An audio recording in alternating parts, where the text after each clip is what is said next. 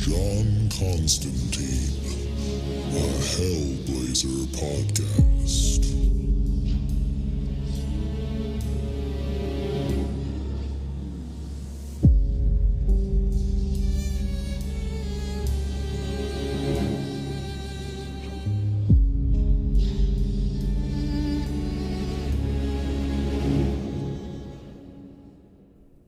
Hey there, everybody, and welcome back. Before we get into the episode, just want to let you know that this is the free version of the podcast, and all that means is that we are way behind where I'm at in Patreon. So if you are loving this podcast and you need more John Constantine in your life, definitely go check us out at patreon.com/planes, trains, and comic books and sign up for the Hellblazer tier, where you'll get access to the entire Hellblazer library that I've recorded so far. And also you'll get access to the exclusive episodes of the Planes, Trains, and Comic Books main podcast. So if any of that sounds good to you, definitely go over to patreon.com/planes, trains, and comic books, all one word, and sign up there. And with that out of the way, let's get into the issue. Today we are reading Hellblazer number 81. And just a little catch up on what's been going on in this storyline. The First of the Fallen is on the offensive, and he is going after John hardcore. In last issue, he killed John's friend Rick the Vicar, and was also able to take out John's master plan of having Gabriel the Angel fight the First of the Fallen by tracking down Gabriel's heart and then crushing it in front of Gabriel, which I believe sent Gabriel to hell. They also implied that in order to find this heart, the First of the Fallen had to kill another one of John's friends named Nigel. So it seems right now it's really not a good time to be a friend of John Constantine. Also in the background, we have two other stories about people who know John Constantine going on. The brother of John's old friend Dez, his name's George, is on the run from the police, and it seems like there's a riot that's about to start as the police are gearing up and threatening to go door by door and search every house in the neighborhood. And we saw at the very end of the last issue that the police actually drew first blood by shooting a large rubber bullet into the back of William, George's friend's neck, and seemingly killing him. And the second story going on in the background is, while John was driving with Chaz, he saw a prostitute on a corner that looked like someone he knew, and he realized it was someone he knew. It was an old girlfriend named Helen. And when he pulled over to talk to her, John saw that she was high on drugs, so he decided to take her away from this life. So he pulled her off the street and he forced her to detox. But unfortunately, her pimp was not very happy about this, of course. So Phil the pimp has been in the background trying to track down Helen. And in the last issue, he did find her and he beat and raped her, while threatening the other woman who was taking care of Helen that he would do the same to her. But luckily for them, Chaz showed up and Phil ran away out the window. And when John heard about this attack, of course, he was very upset. Luckily, the women who had medical training that were taking care of Helen at John's house were able to sneak her into the hospital without officially having to admit her. And last we saw, it looked like Helen was going to live, but she had a lot of damage, both mentally and physically, from that attack. And John was so upset by this that he told Chaz to pay a couple guys to beat the hell out of Phil and make him leave town. And that, my friends, is where we left off on all those storylines in the last issue. So first things first, with issue 81, we got the cover. We see John is on top of an altar inside of a church, and he is kneeling down on it. It looks like he's graffitied with paint all over the walls and pretty much every surface inside this church. And it looks like the graffiti is made up of magical symbols. And we also see that John has been drinking because he's got a bottle in his hand. And there's a really big stained glass window behind him, kind of illuminating him from the background. And John is staring out at us with wild eyes. We also see on the cover that this is written by Garth Ennis with art by Steve Dillon. And we start off on the first page with two large men beating the hell out of Phil the pimp with a cricket bat and a sledgehammer. And Phil is on the ground. He can't even move barely. He's just kind of moaning. And as the two men look down on him, the one with the sledgehammer says, "All right, my son, you still with us?" And then Phil lets out a moan, and the guy with the sledgehammer continues saying, "Smashin', you know what you got to do now, don't you? You've got to leave town and not come back, not right? And who's this bloke you got to remember not to piss about with? Come on, what's his name?" And when Phil doesn't respond, the two men look at each other, and the one with the sledgehammer smashes Phil's hand, and he says, "Oi, I'm talking to you." And Phil yells out, "Ugh." And the man with the sledge says, "Now, what's his name?" And through the pain, Phil says, Constantine. And as Phil looks up to say this, we see His face is completely beaten, although we don't really care because he is a terrible person, as he proved in the last issue. But we can see he definitely has a lot of head damage. It looks like one of his eyes has been taken out, the same one that Helen is missing now. And it looks like his nose is definitely broken, and probably his jaw, and most of his teeth are broken or missing. And once Phil answers their question about who he needs to stay away from, they begin to walk away, satisfied that they've done their job. And they're talking like this is a normal everyday thing. As they walk away, the one with the sledge says, "Catch last orders if you want." And the one with the cricket bat replies, "Oh, I want to get home and see Mandy. She worries about me, you know." And the man with the sledge replies, "Go on." So the man with the cricket bat says, "Well, just a swift half," but he's cut off mid-sentence as Phil says, "Please." And the two men stop and turn around to look at Phil.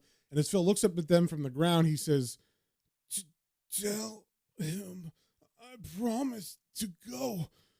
Don't let him come after me. Beg him." But the two men don't say anything. They just turn around and begin to walk away again.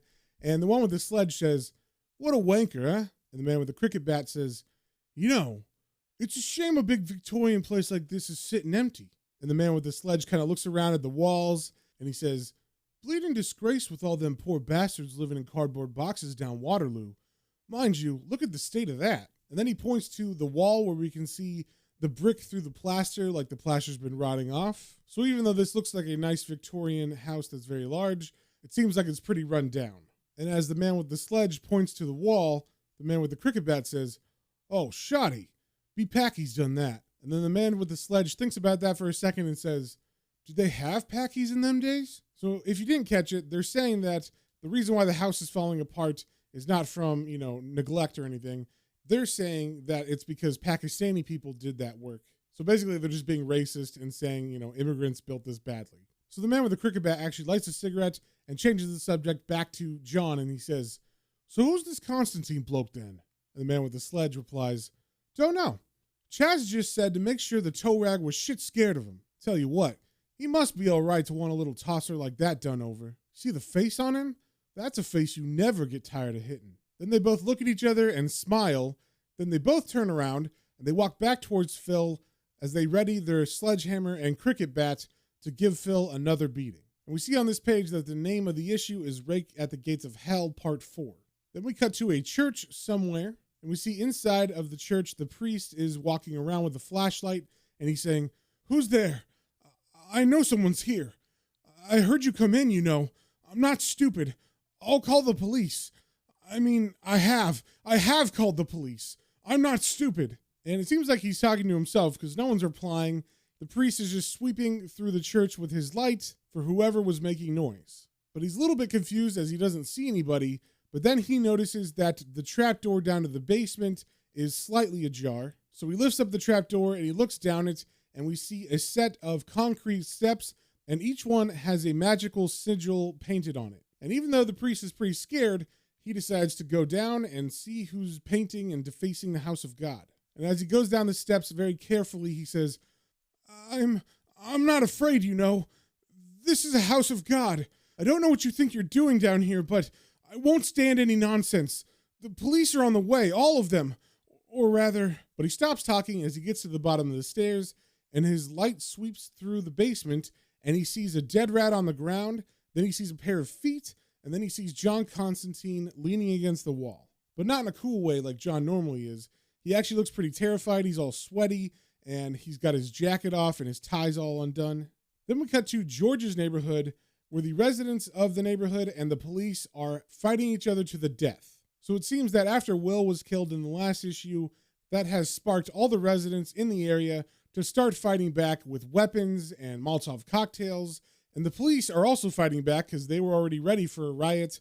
They had riot gear and their batons. And we just see chaos and mayhem. We see the residents pushing forward into the police as they throw Molotov cocktails at the officers. And we just hear a bunch of people yelling, "Pig bastard! On your freaking left, Lockhart! Bottle him, sudden kill him!" And then lots of screams, and also the police are yelling racial slurs at the residents as they rush in with their shields and batons. Then we focus in on George and his friend Zap, who were standing in the middle of that crowd in the last issue as Will was killed. And George is yelling to Zap, "Spaz!" And of course, this is a pet peeve of Zap because everybody calls him Spaz and he hates it. So he says, "Zap, for God's sake, how's Will?" And as a Molotov cocktail flies over his head, George answers, "Dead, sodden dead, where's Shell?" And as the Molotov cocktail that was flying over their heads hits an officer right next to them and he explodes into flames, we hear someone yell, "Screw you, you Nazi prick." And then Zap, who's right next to the officer that bursts into flames, answers George saying, "How do I know? Jesus Christ!" Then we get a panel of Shelly, who is being beat to death by an officer, and George and Zap see this and they run to her aid, and Zap is yelling out, "Shelly!" And we see George has pulled out his shotgun as he runs towards her with a very angry look on his face. But as he's about to reach the officer, Zap grabs his hand and says, "Georgie!" And George looks at him with a very angry face, with a tear in his eye, and he says, "Get off or you're sodden dead." But Zap doesn't get off. He says, "Look, man, look, we gotta go." And as Georgie looks up, he sees there's like a second wave of officers coming in riot gear, which is outnumbering the residents now, and it seems like they are about to do some damage because they immediately begin beating people in the face with their batons. And as the residents run away from them, the police officers begin to yell racial slurs at them as they rush the crowd that now begins to disperse. Then we cut to John Constantine's flat, and we see the First of the Fallen and the demoness Astra are inside, and they're just waiting for John, I guess. And the First of the Fallen is just laying back on John's bed, and he's saying to Astra, "Make yourself at home." And as Astra looks around, she says, "So this is Sheikh Constantine." And the First of the Fallen says, "Complete shithole, isn't it?" And then she looks down at the bed underneath the First of the Fallen, and she sees it's all bloodstained from Helen getting beaten up on it. So she asks, "Where did the blood on the bed come from?" And the First of the Fallen smiles at her and says, "Smells like a particularly energetic rape. Nothing to do with me, I can assure you. You know, Starchild, it seems curious that a man of his resources should choose to live in a slum like this." And then Astra gets kind of angry and she says, "His resources are nothing but bluff and blunder, my lord. The exorcism that sent me to hell in the first place is ample proof of that. Constantine succeeds only by accident, and then only when his back is against the wall and he's run out of comrades to sacrifice." And then the First of the Fallen sarcastically replies, "Not much use when choosing real estate then." Then he looks at her and says, "Demoness or not, you don't like it in hell, do you?" And she snaps back at him, "Do you?" Then she remembers who she's talking to, and she quickly tries to recover, saying, "Forgive my hasty words." But she's cut off as he says, "Speak freely." So she pauses and says, "Well, does anyone like it in hell? I mean, it rewards those who enjoy doing wrongdoing for its own sake with more of the same. Some of it's even quite beautiful in its own way.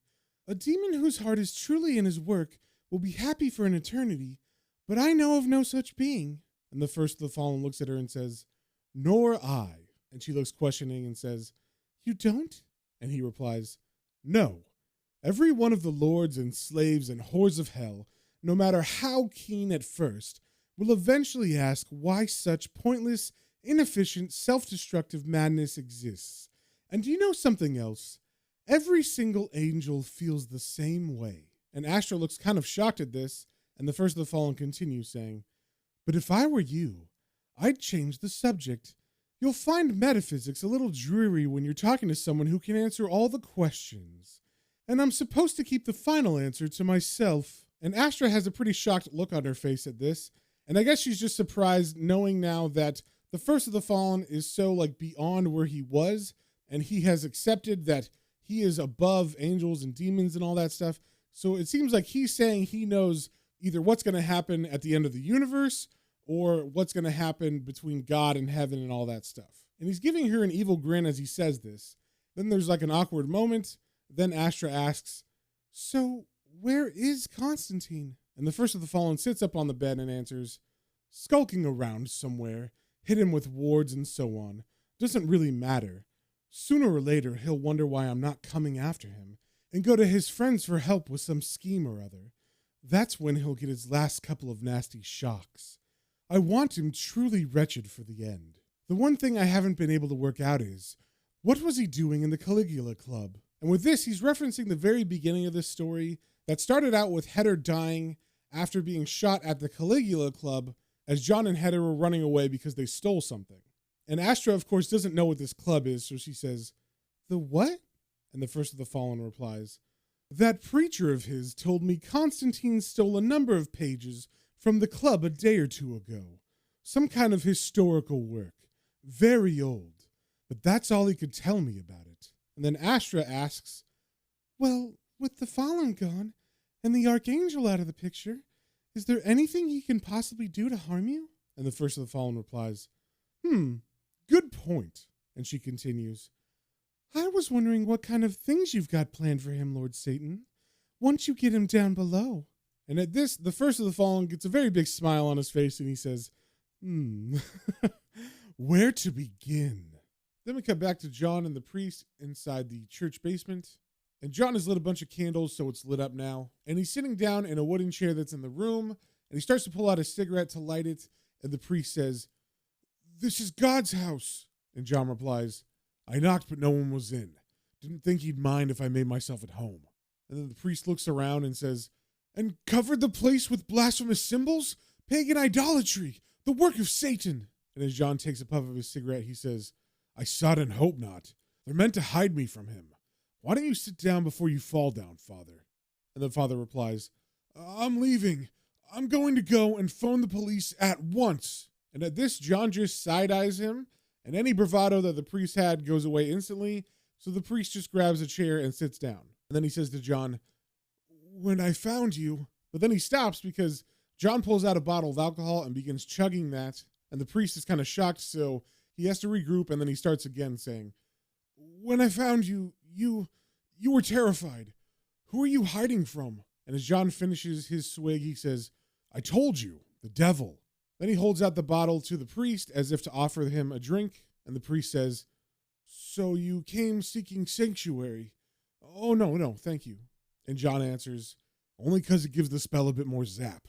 I'm not one of the flock, Father." And the priest replies, "Calloway, you really believe the devil himself is trying to find you, don't you?" And John replies, "I know he is." And at this, I feel like the priest gets kind of comfortable because he's used to this conversation where someone is talking about Satan or how Satan's influencing them and telling the priest that, and then the priest gives them advice. So he looks at John and says, would you like to talk about it?" And John says, "Not much to tell. He's after me because I screwed him over a few times. Spiteful type, know what I mean? I had the Archangel Gabriel by the balls for a while. Was going to use him for protection, but that fell through. Just a matter of time now." Then the priest gets uncomfortable because he's never had a conversation quite like this, and he looks at John and he says, "You're insane." And John replies, "I wish." Then we cut back to the riots with George and Zap, and they are running away down a side street trying to get away from where the police are beating people to death. And I guess Zap is not in good shape, so as he's running, he's holding his side and he's saying, "I've got a stitch." And then George yells back to him, "The pigs get you and you'll need a shitload more. Keep going." Then as they approach an alleyway on the street, we see down the alleyway, George sees the man named Deacon who met with him and his friends a couple issues back when they were talking about what was going to go down as George was hiding in Will's garage before the riot and the police beating started happening. So Deacon was the older man in a suit in that bunch of four that met with George. And it seems he is a local drug dealer. And it looks like through all this, he wasn't joining in any of the protesting or the trying to stop the cops from coming to the neighborhood. Instead, he's trying to get his product out so that the cops don't confiscate it when they come to look for George. So Deacon is leaning against a van that kids are loading gear into, and standing next to him leaning against the van is a Rastafarian-looking man. So he's got dreadlocks, and he's got a big green hat that covers the top of those dreadlocks, and then he's got a really bright pink jacket and some gray pants, and he's leaning back against the van next to Deacon, and he's smoking a joint. And as George meets eyes with Deacon, he says, "Where the hell are you off to?" Then the Rastafarian guy turns to Deacon and he says, "What happened, Frank?" And Deacon replies, "Ridley, you know." So basically just telling the Rastafarian guy that the kid that's talking to them is George Ridley. And that name seems to register to the Rastafarian guy, and he says, "Oh yeah, him what this is all about." Then we cut back to the priest, and he's still just sitting and talking to John, and he's saying, "I don't suppose.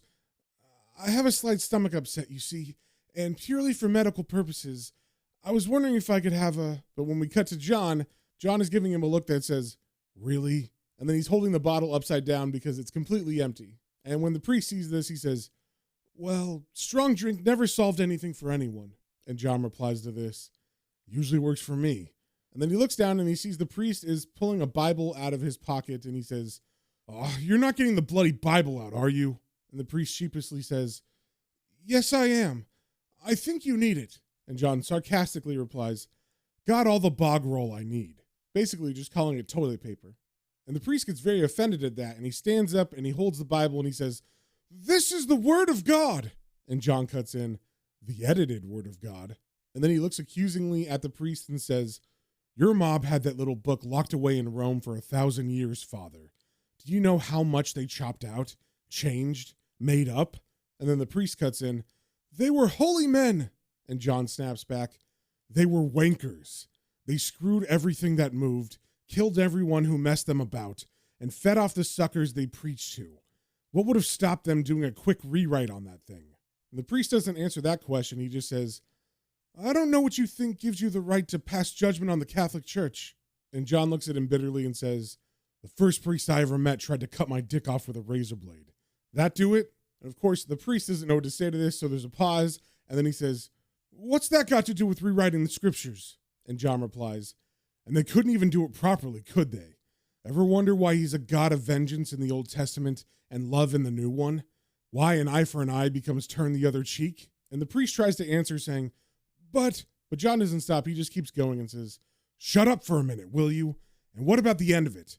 Love me or you'll burn in hell? That sounds like a spoiled kid. And again, the priest tries to cut in saying, it isn't for us to judge. But John gets very mad at this, and then he throws the bottle across the room, and it smashes against the wall, and he says, I said, shut up! I'll judge. I'll judge whatever I sodden well want. That's all the pricks have left me. And the priest, who's kind of in shock, asks, who?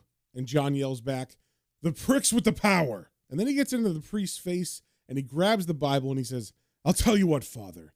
The next time you're talking to your Lord, you tell him from me, right? You tell him Constantine won't give in. You tell him no matter how bad or sad it gets, how much it falls to bits on me, how many holes are in my worthless sodding life, I'll never plug them with this bollocks. Then from somewhere, John pulls out another bottle of alcohol and begins chugging that. And as John drinks, the priest says, I don't quite know what to say to you. If you're in such terrible danger, why are you taking it all so calmly? And John finishes swallowing and says, I don't know, Father. I had a bloke beaten to a pulp earlier this evening. That sound calm to you? And the priest is kind of shocked by this and he says, you did what? And John continues, I must have been off my bleeding rocker. I've never done anything like it before in my life, you know. But there's Hedder gets his guts blown out, and George is sticking his head in the noose, and Helen gets, Jesus. Then friggin' Sarah bites me head off. Everything's coming to bits in my hands, and it's so easy just to see red, and now, shit. They could have killed the tosser for all I know. And while he was saying all this stuff, he was looking at the ground, and he's turned away from the priest, but then he turns his head back to look at the priest and says, and now I'm just like the bastards I've hated all me life. Kill him, fire him, close them down, piss all over them. Screw you, I can do whatever I want. I so much as blink and you're dead, pal. I'm in charge. And then he takes another big drink and he begins to cry. And then as he finishes that drink, he says, excuse me, Father. I'm always like this when I don't get me own way. Then we cut back to George, who's still talking to Deacon and the Rastafarian guy. And the Rastafarian guy is saying, you bad for business, Georgie. I think it's a good idea to riot when Babylon come for you. And I think George doesn't quite understand what the man is saying, and he says, you what? And the Rastafarian answers, yeah, keep 'em in line, man. We kick 'em hard, and they not be too sure of coming into the estate, busting my people for dealing. Then he gets kind of serious, and he takes the joint out of his mouth, and he looks at George, and he says, but they not in the mood to be kicked. They doing the kicking. This whole place on fire. I may have to move my lab, move all my gear siding with you. Worst move I ever make. And George does not care about this drug dealer or his operation, so he gets right up to the Rastafarian guy, and he looks in his face angrily, and he says, look, pal, there's lads out there tonight fighting and getting slaughtered. To show the Nazis we're not just shit to be kicked about, right? It's not so you can go on selling your sodden drugs. And the Rastafarian looks down on him and says, then it not much good to I, little Georgie. Except he doesn't say little Georgie, he says little N-word. And this seems to anger George. So George looks at him very angrily and he says, will you, for Christ's sake, stop that friggin' accent? For one thing, you're getting half of it wrong. And for another, you're not even bloody Jamaican.